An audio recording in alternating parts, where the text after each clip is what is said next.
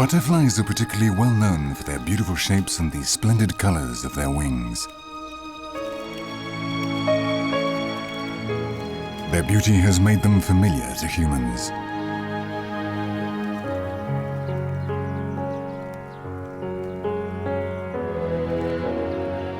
But butterflies are only part of a large family that we are not well acquainted with, the insects. The largest and most successful family of animals on planet Earth. Like all living creatures, they too are born, grow, reproduce and die. Although there are some important differences from all other animals. In the insect world, the form of growth presents surprising variations that culminate in an apparently magical process. Metamorphosis.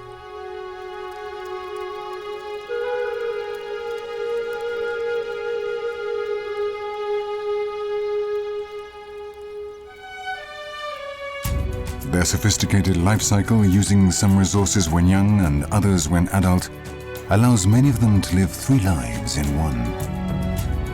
And nature works the miracle.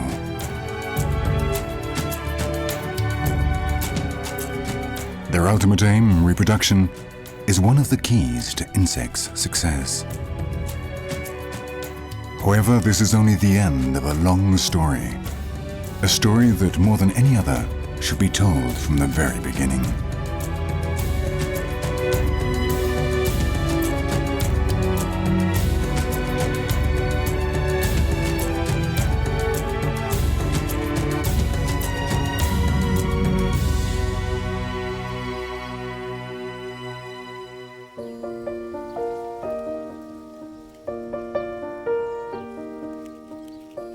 Insects lay their eggs in very different ways depending on the species and the environment they inhabit.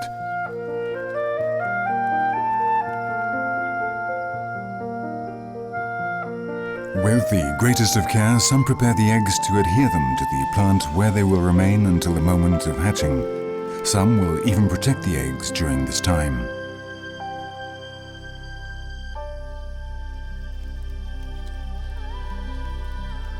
With stick insects, however, it is normal for the female to launch the eggs without worrying about where they land.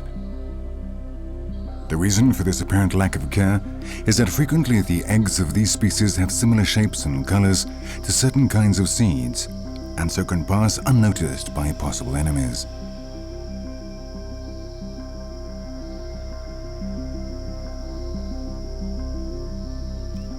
However, in other cases, the female has in her abdomen a structure prepared for a more selective laying process.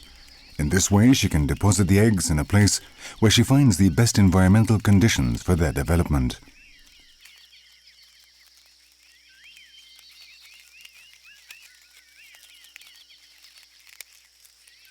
First, she lays them in the substratum, and then she buries them carefully, leaving them out of the reach of predators.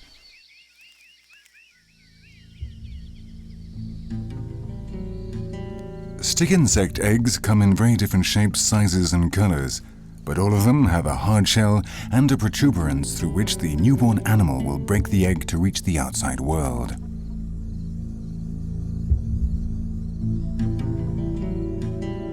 It seems as if one rule among these animals is a certain slowness at all stages of life. Although most insects' eggs hatch quite quickly, these eggs take an extraordinarily long time to mature, sometimes up to 2 years. In some species, the females can lay eggs without being fertilized by the males.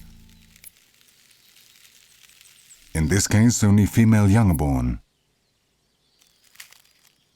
This form of reproduction has the advantage that it allows the family to increase in size very quickly, since no time is lost either looking for a partner or mating.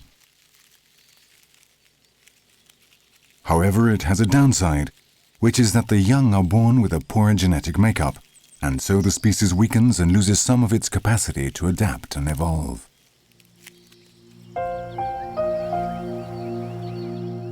Immediately after birth, these stick insect young climb up the plants that will provide them with food and shelter.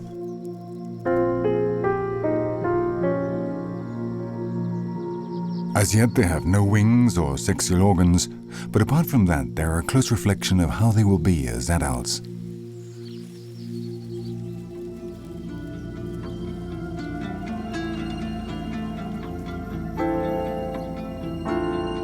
The young nymphs live their lives free of worries, trusting that they will pass unnoticed in the plants that accommodate them, adapting to their color and shape.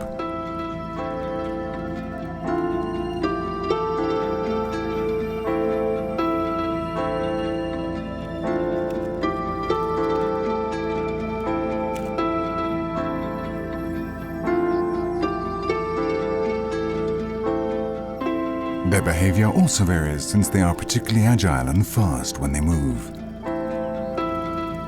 The reason for such energy is that they imitate a type of ant that is very well respected for its chemical defenses, and they make the most of this close similarity.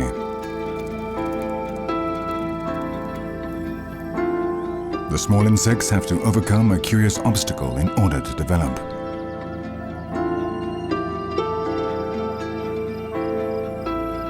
Unlike soft-bodied animals, insects have a hard cuticle, which is a kind of external casing that stops them from growing, as if they were enclosed in a tailored suit. They must free themselves from this suit a number of times during their lives in order to continue growing. In these successive molts, a process known as ecdysis, the skin comes loose and is removed, as if it were undressing.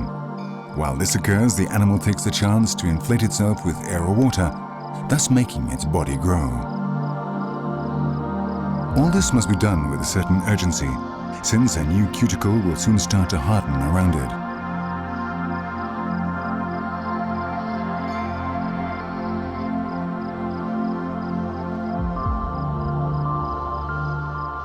The nymphs grow in this way until they reach the last stage of their youth. The shapes of the future wings can be clearly made out. When they reach adulthood, these wings will have developed fully.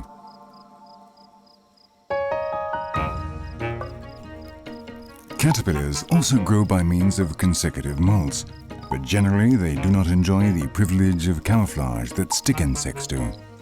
They are obliged to take advantage of the short time during which the old suit sets them free. It should not be forgotten that during ecdysis, they are completely unprotected from external dangers. This form of growth is not exclusive to these little animals. Insects must grow by molting their suit in stages, abruptly, unlike the growth of the majority of vertebrates. However, the number of times that each of them undergoes the process during their lives varies greatly, as does the time that each molt lasts, although this is always short.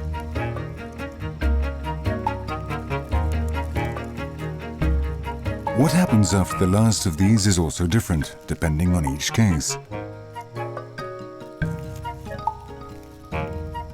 Although one way or another, it is always a step towards the marvelous moment of metamorphosis.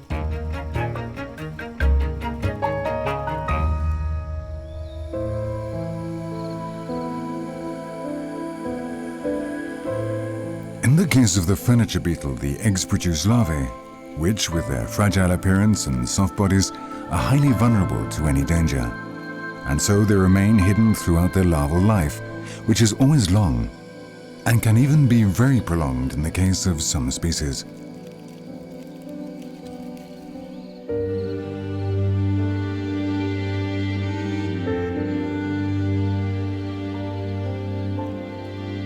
The image of a grasshopper. Perfectly represents gradual metamorphosis, one of the simplest forms of growth among insects.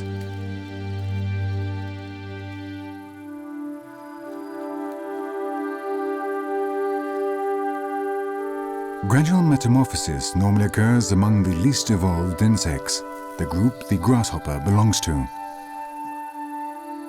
The newborn arrives, making the others curious.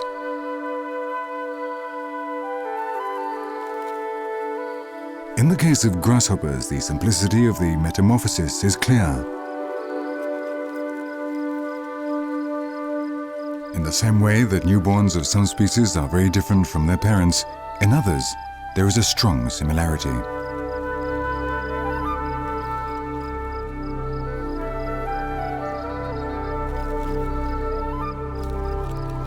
The shape and appearance, food systems, and the organs of the young are very similar to those of the adult. A small grasshopper can be recognized immediately.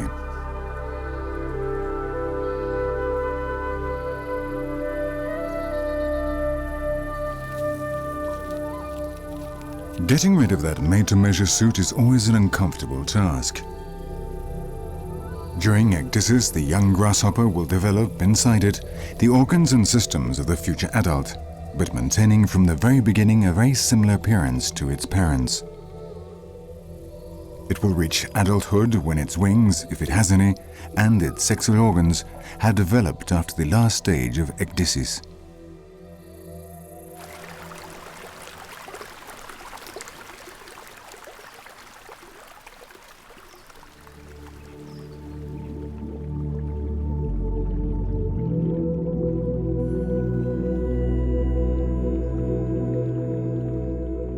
Underwater too, we find examples of this kind of development through metamorphosis. Some insects spend their adult lives on land, although their larvae are born and grow underwater. The dragonfly is the best example of this development. The morphology of these aquatic larvae is quite similar to the one the adults will have. The insect can pass through between 8 and 18 stages.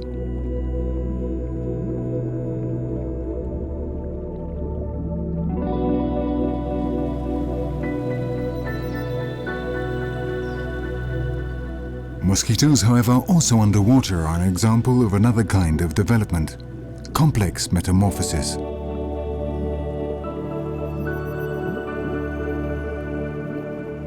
Furthermore, mosquitoes have a peculiarity that is unique to their metamorphosis.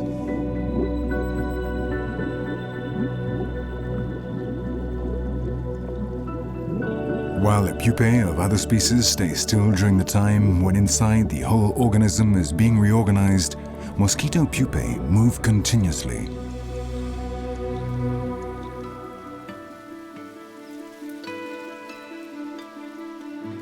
Insects are often distinguished by the fact that their morphologies are particularly different in the young and adult stages. The butterfly and its larval stage of caterpillar are probably the greatest illustration of this difference. Upon entering the world, the first thing the caterpillar does is to eat voraciously. This is its only function in life and its only activity, feeding in order to build up a store of energy, which it will pass on to the butterfly when metamorphosis is complete. In fact, butterflies lay their eggs directly onto the plant that will act as food for the caterpillars. And in this way, the caterpillars do not have to waste time traveling to the food source. In terms of food preferences, there are all kinds, from selective gourmets that only feed on one kind of plant, to others who are not at all fussy with their food. During most of their lives as caterpillars, their behavior is gregarious, giving rise to curious situations, such as all of them eating or resting at the same time. The reason for this frenzy of eating is that during its life as a caterpillar, the animal has to grow quickly to accumulate all the energy it needs. This is not easy if we bear in mind its small digestive capacity and tiny size when born. From when a caterpillar is born until the time it reaches its greatest development, its weight is multiplied thousands of times over. In fact, if a human grew at the same rate as a caterpillar, on reaching adulthood, he would weigh between 6 and 9 tons.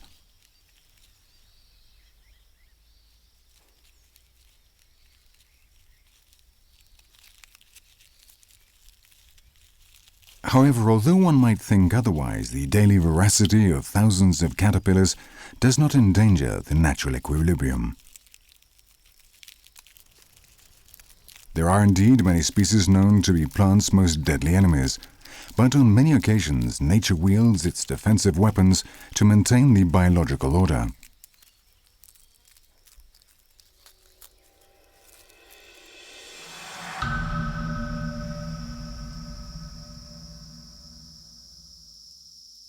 Species that live on dead vegetable materials, such as these beetle larvae, are irreplaceable in the recycling process.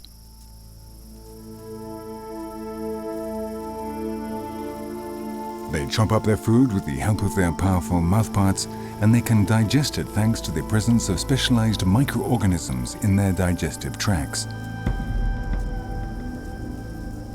These beetle larvae resemble butterfly larvae in their great mobility and insatiable appetites, although unlike them, they feed on decomposing vegetable material.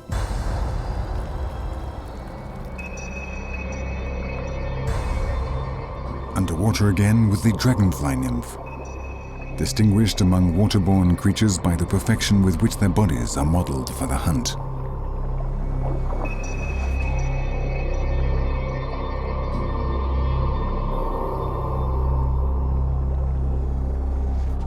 Always ready, on the lookout for fish, tadpoles, and insects that it hunts down with feline movements.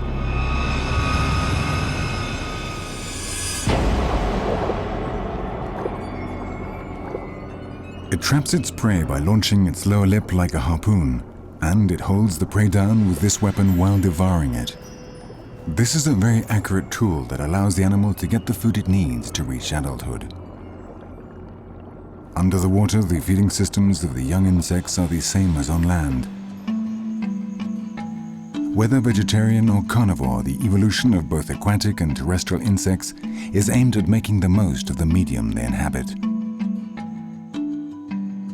After successive molts and reaching the end of the period when they store energy, the insects leave the young phase of their lives and the moment of their transformation into adults approaches. The process begins with the search for the right place to pupate, the home where they will live their second life. This is the task that occupies the caterpillars we usually see at the beginning of the summer. They move quickly, engaged in this hectic search. Some of them choose a place on the ground, spinning cocoons at ground level, where they will become pupae. Others bury themselves in order to undergo that magical transformation into a chrysalis.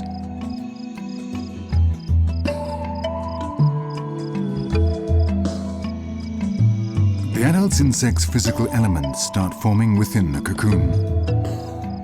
The proboscis of this future butterfly can already be seen in this immobile chrysalis, and it is not for nothing that it is the world's largest known example.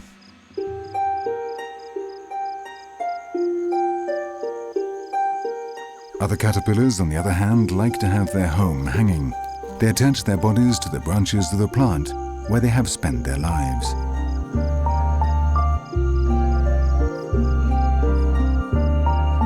For this, they spin a silk cushion and hook themselves to it by the rear, while they attach their foreparts to it by means of a clamp, a strong thread, also made of silk, which they have spun.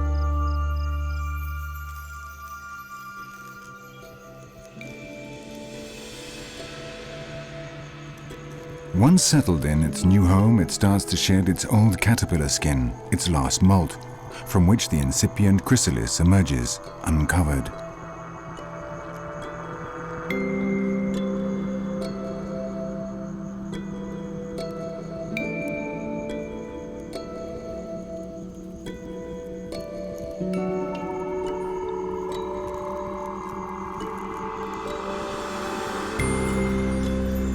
However, the moment of chrysalidation is complex and vitally important, since if the pupa fell to the ground or was left in a bad position, the resulting malformation would be irreversible.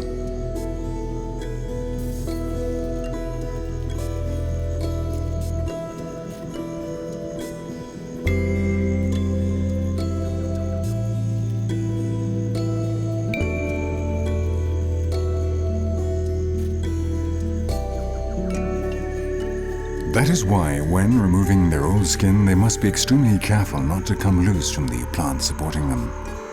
So the pupa is fixed to the plant, awaiting the formation of the organs of the adult that will emerge during the summer. In the case of the swallowtail butterfly, the adult will not emerge until the following spring. That is why its green color will gradually change to brown, in order to provide camouflage when the plants where they live dry up with the arrival of autumn.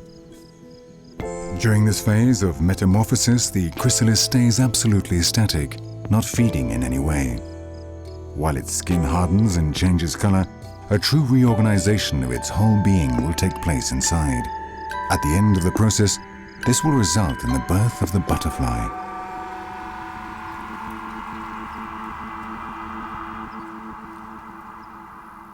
When the moment arrives, the beetle larva also produces a cocoon, a kind of case to which earth sticks, thus providing camouflage against the surroundings.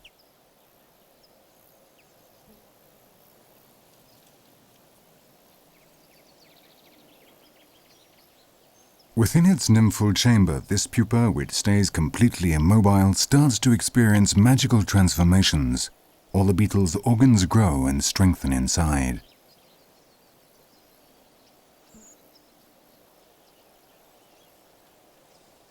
Little by little, it is possible to make out the forms of the future beetle. Its wings, its head, its abdomen. Slowly and gradually, nature performs the miracle.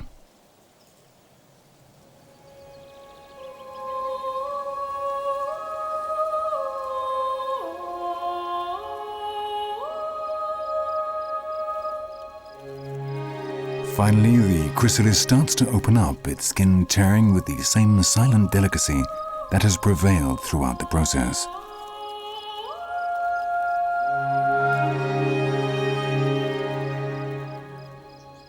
Metamorphosis works a wonder.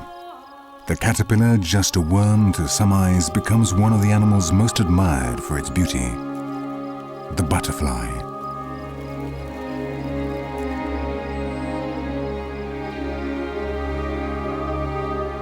And the process of metamorphosis ends when the butterfly starts to pump blood towards its wings, making them spread.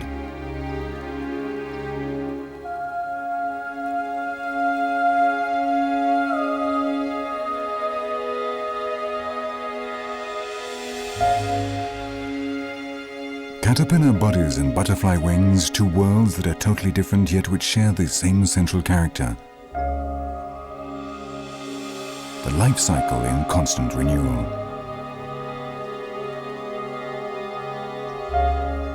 When that moment is over and the wings that are to be so useful during the butterfly's life take on their final shape and hardness, the insect will be ready to fly. Its destination is sexual intercourse, which will restart the beautiful process that best represents the life cycle.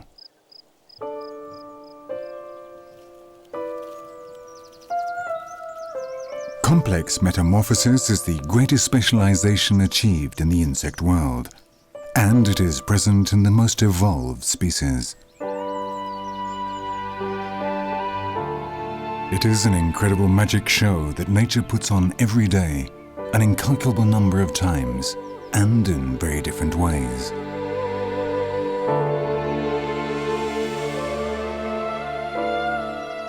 The birth of a butterfly is a marvelous thing, but the metamorphosis that occurs in other insects is no less wonderful.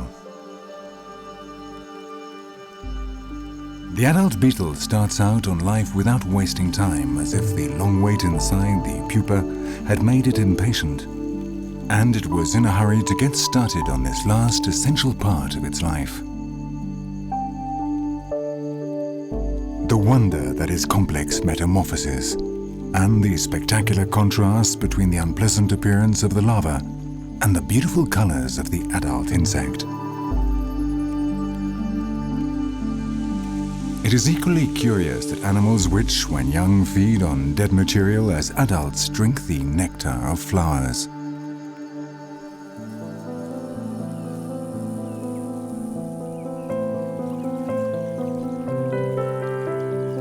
The dragonfly has ended its youthful development and is preparing to fly, taking on a new appearance and coloration. It could be said that it is a different animal, now surprisingly adapted to life in the air, where it will become a great predator with the same success it had in its previous stage underwater.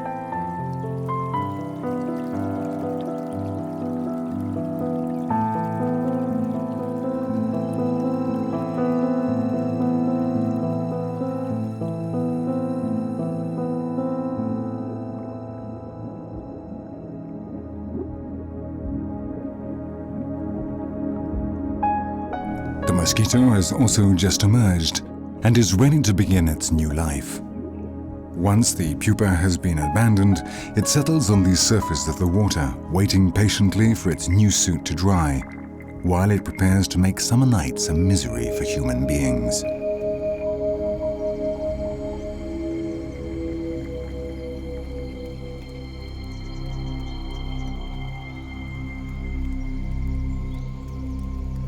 Feeding in order to live is perhaps the oldest fact in the Earth's history, a need that is common to all living creatures, and which insects also share in their adult life.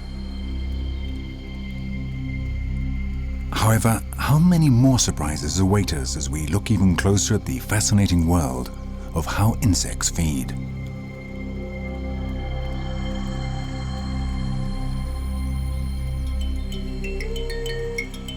Among adults, there are innumerable species that choose an exclusively vegetarian diet, which does not prevent them from having different and very often select feeding habits.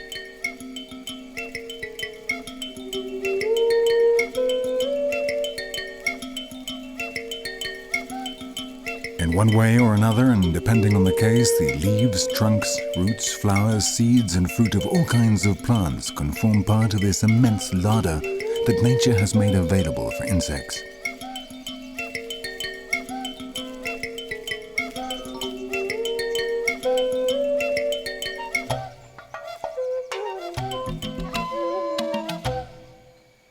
And if the food is diverse, then the forms of eating are even more so.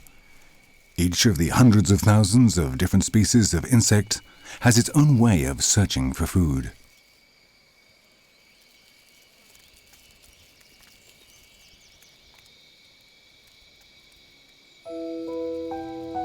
Sipping the nectar from flowers is one of the most common. Some insects do so by introducing their mouthpieces, adapted for sucking, into the flower.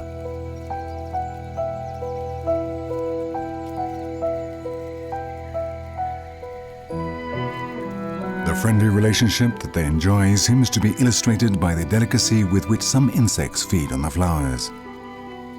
They don't know it, but they are enjoying a banquet their host has invited them to in exchange for a favor, without which the plant could not reproduce. By searching for food, insects play a crucial role in the pollination of flowers, and that is why they are necessary for reproduction. Although there are also curious cases of opportunism, such as this bumblebee. It is not that this insect refuses to pollinate the plant. In fact, it sometimes does so, but its impatience can lead it to eat from the base of the flower, and so it obtains the nectar without transporting the pollen in exchange.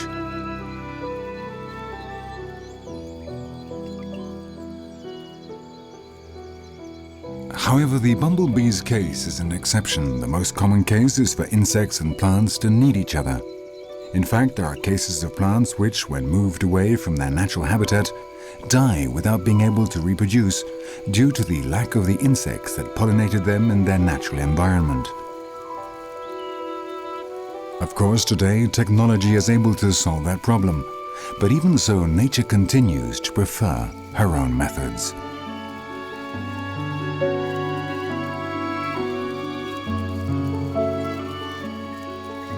The spectacular colors normally shown by flowers have a function that is more than simply to look good. Actually, these colors attract the pollinating insect by providing a seductive destination. The shapes of flowers are often in designs that allow the insects to land on them without problems. This is another of nature's techniques to facilitate pollination.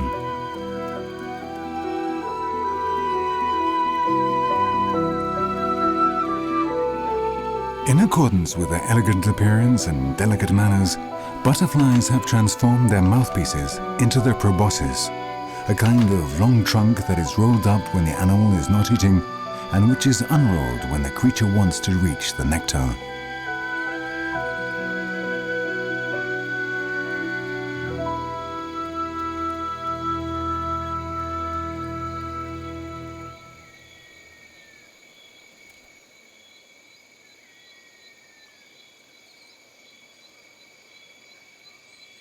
Other insects have gone as far as lengthening their own heads so that they have a beak strong enough to go through the shell of the chosen nut in order to reach the food inside.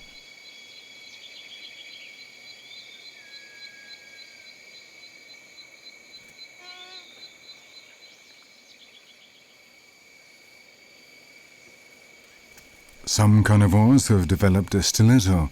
The system is basically the same, only the type of food varies.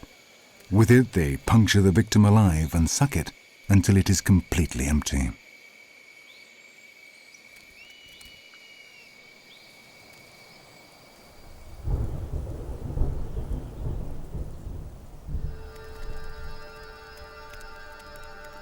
Certainly, carnivorous insects are very specialized animals. All their organs and systems are prepared to feed on living creatures.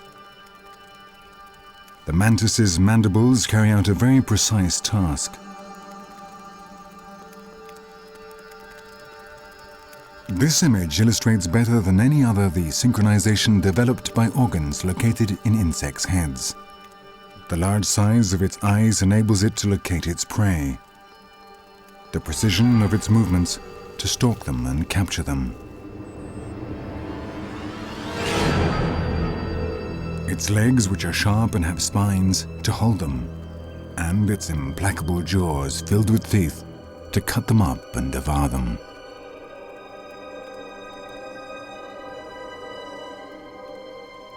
Without doubt, the sensory organs developed by predators are much more complex than those of vegetarians and their conduct much more elaborate.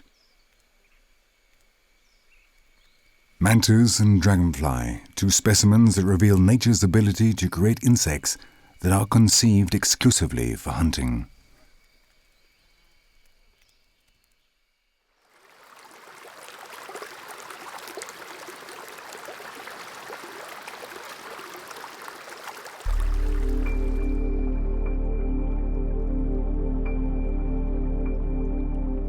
Beneath the water, the food of aquatic insects is basically similar to that of land insects, the only difference being those marked by the environment to which the former have learned to adapt. This animal, the largest aquatic beetle in Europe, feeds off algae and aquatic plants.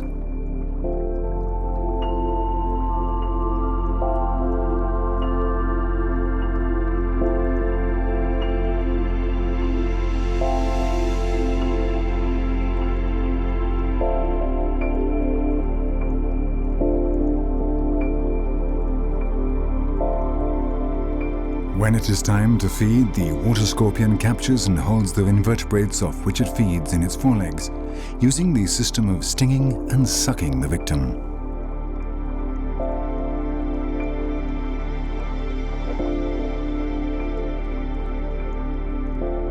When food is scarce, as occurs when the pools dry up in summer, it may even practice cannibalism.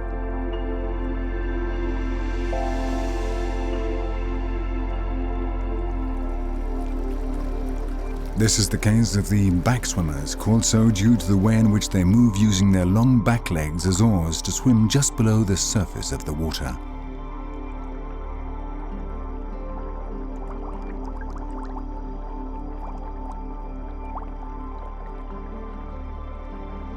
When an insect falls into the water, its light weight causes vibrations that are captured by the predator, which immediately pounces on its prey.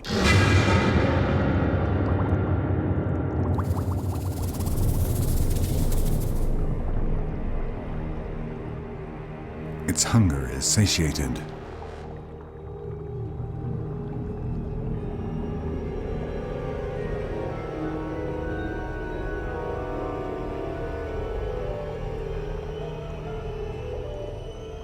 The story is repeated over and over again, but there are times when this is not so easy.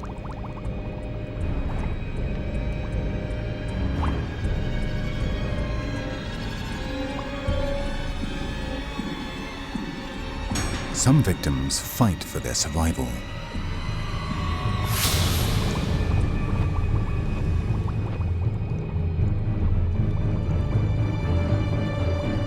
In that case, a fight to the death takes place in which the hunter is always at an advantage. If its prey puts up a fight, the predator just waits for it to drown.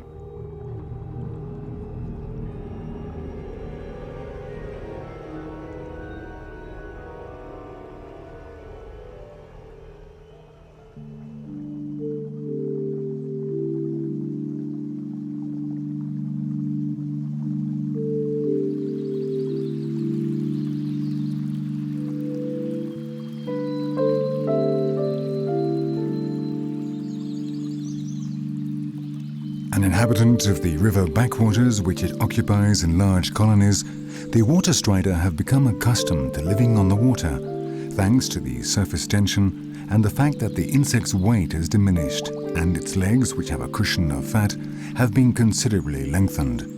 This way they can cover a large radius and float on the thin surface area. They feed off insects that accidentally fall into the water. The vibrations allow them to locate their prey.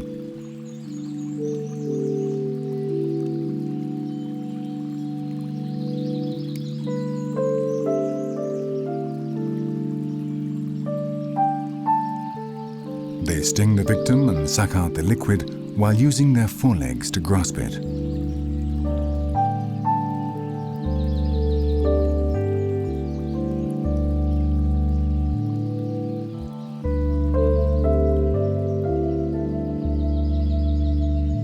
The water measurer is a relative of the water strider.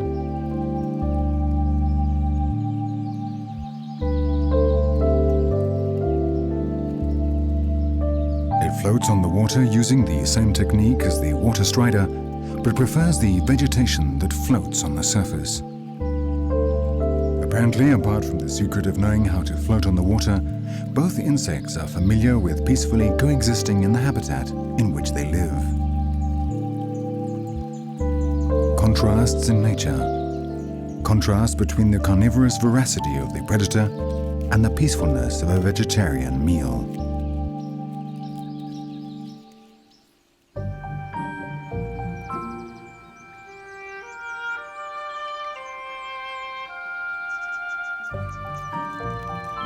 These beetles feed off dead matter and excrements, thereby contributing to the constant regeneration and enriching of soil nutrients.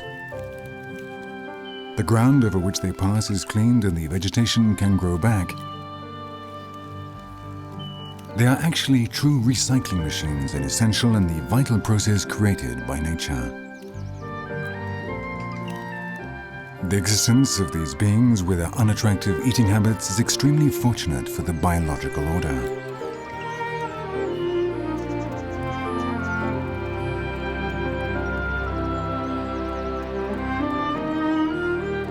To feed, all insects, both vegetarian and carnivorous, need the help of their feelers, legs, and their eyes.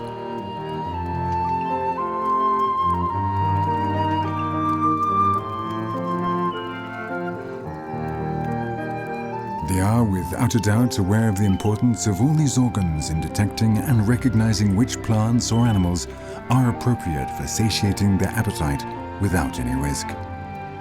For that reason, they all maintain scrupulous levels of hygiene. All insects have adapted their bodies in such an amazing and spectacular way to ensure the survival of their species. And each one of these adaptations has an ultimate objective that is common to all: reproduction. Finding a mate, a common act in all species, and one which, although appearing simple, conceals many different ways of seduction and physical peculiarities. An enormously diverse series of techniques that comprises what is without a doubt the most interesting type of sexuality on the whole planet.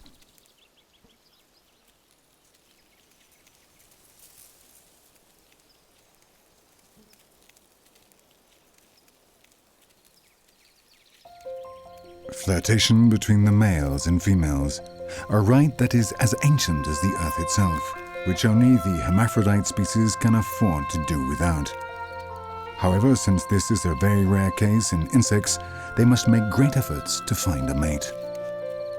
Nature knows the importance of the encounter between the sexes and has developed a wide range of weapons of seduction in order to make it easier, and, when necessary, to shorten it, since many insects exist that live for only a few hours during their adult life. In the spring, the time when the environmental conditions are ideal, the exercise of seduction is increased. Of course, this flashy display has only one ultimate objective: copulation.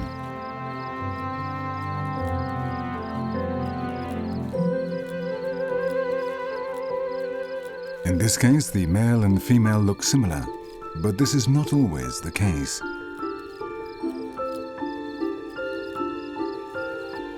In the universe of beetles, the rules of seduction before mating are as diverse as they are surprising, in many cases. The female sometimes gives off a penetrating odor that may attract thousands of males at one time. The physical differences between males and females from the same species are important in many stages of sexual behavior among beetles and are not governed by any particular rule, but some may affect any part of the morphology of the male or the female.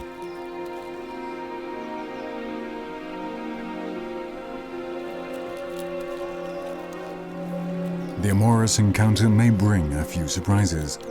The female does not have the protuberance that the male sports in the form of a spectacular horn.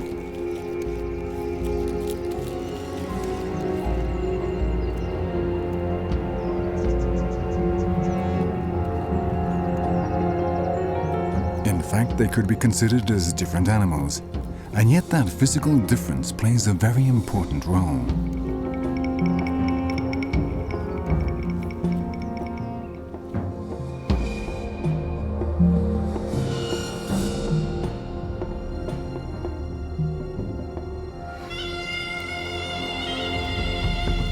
As a general rule, the protuberances and horns on many male beetles are used for the combats that often take place during the mating season. These combats fulfill the objective of improving and perpetuating the continuity of the species. The strongest beetle will mate with the female and transmit its force to its issue.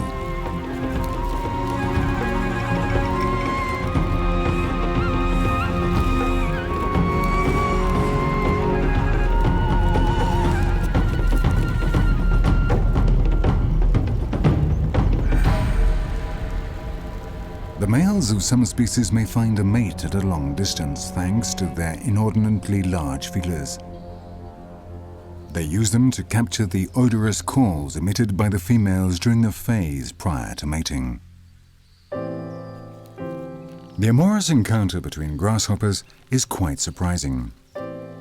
Most male grasshoppers are smaller than the females. This often makes it necessary for them to contort their abdomens to copulate with their female companions. An extremely uncomfortable posture, especially if it is considered that some grasshoppers copulate for several days and can even search for food without interrupting sexual intercourse.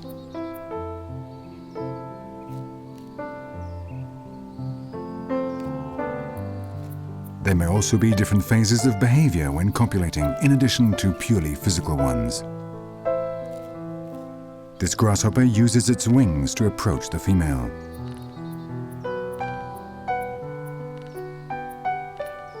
The female is much more passive at the time of making the approach. Perhaps this is because of her tendency to use her tiny wings as little as possible, due to their lack of development, making it impossible for them to be used for flight.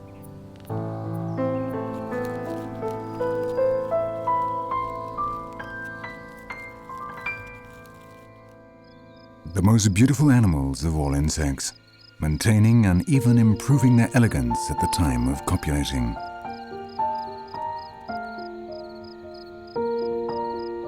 Male and female show off their delicate bodies.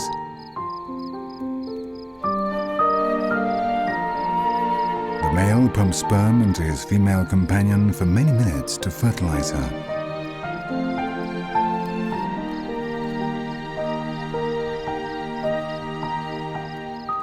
The union of two butterflies is a symbolic illustration of the importance of reproduction. It's the last moment in the life of an insect. For at that particular moment, they are risking their lives. During copulation, butterflies are at the mercy of their predators.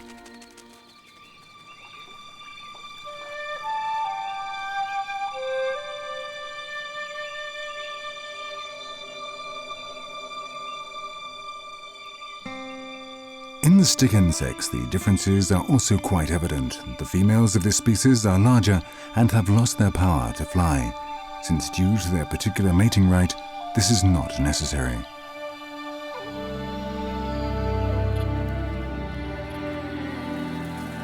The female emits certain chemical substances that attract the males, which fly over long distances to their female companions.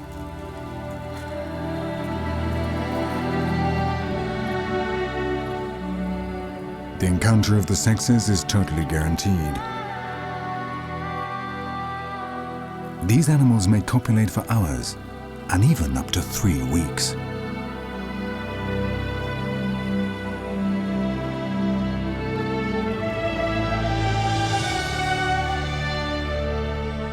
During that time, the tiny winged male literally hangs from the body of its mate.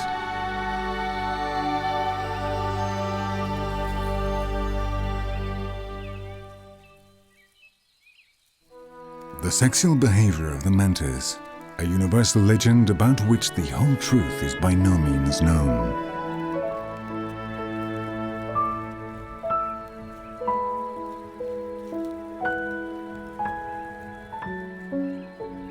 The male cautiously approaches the female, which is busy devouring her prey, and suddenly pounces on her.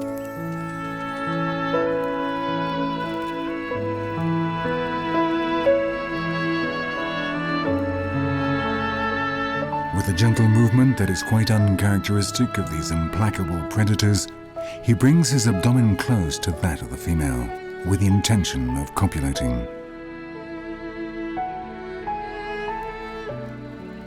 But the copulation rite of the mantis immediately takes on the character that has made it so famous. In 1 out of every 5 sexual acts, the male is devoured by the female. She starts by eating the head, thereby eliminating the nervous centers that inhibit copulation, and that way achieving a faster transfer of sperm. In these cases, the male feeds the female, which this time may decide not to eat her companion.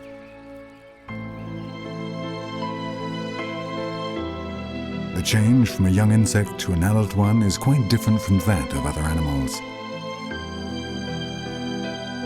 Many species must overcome a series of obstacles and dangers during their 3 lives in one.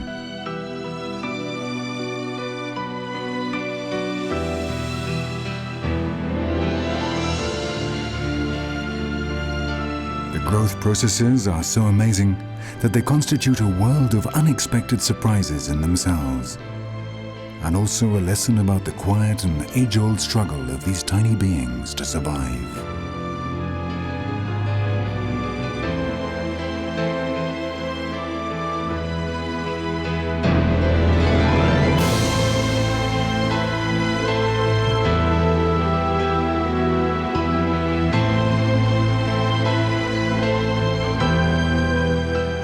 The adult butterfly is now ready to fly in search of a mate, thereby ending the cycle that will start again with the budding of a new life.